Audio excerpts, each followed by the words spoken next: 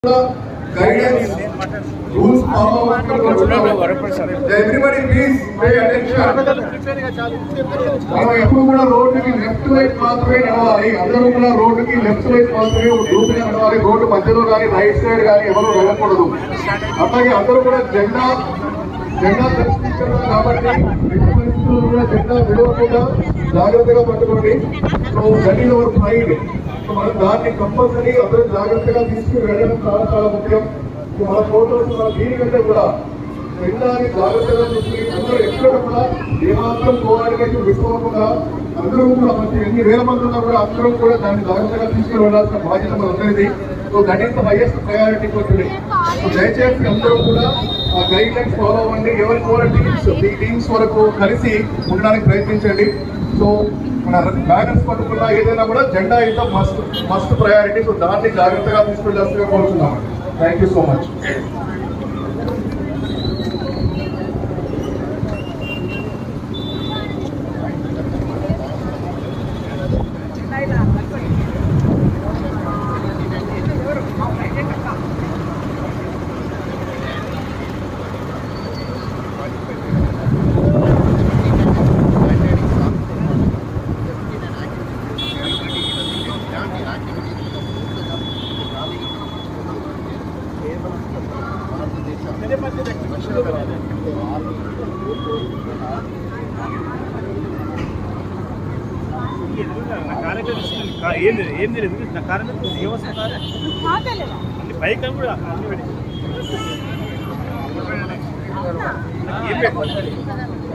నిలబడాలంటే మన కష్టమవుతుంది.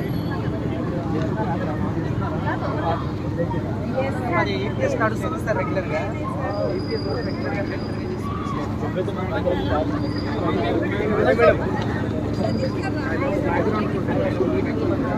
పట్టుకోండి.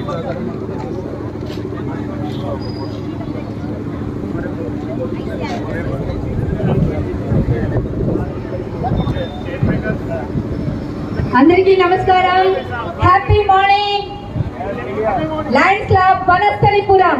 నిజంగా ఈ రోజు ఇక్కడ పండగ వాతావరణం నెలకొందండి.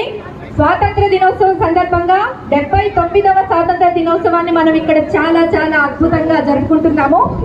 అలాగే మన భారతదేశ జెండా త్రివర్ణ పతాకం దేశం యొక్క స్వతంత్రం యొక్క మన ప్రాముఖ్యతను తెలుసుకోవాలి.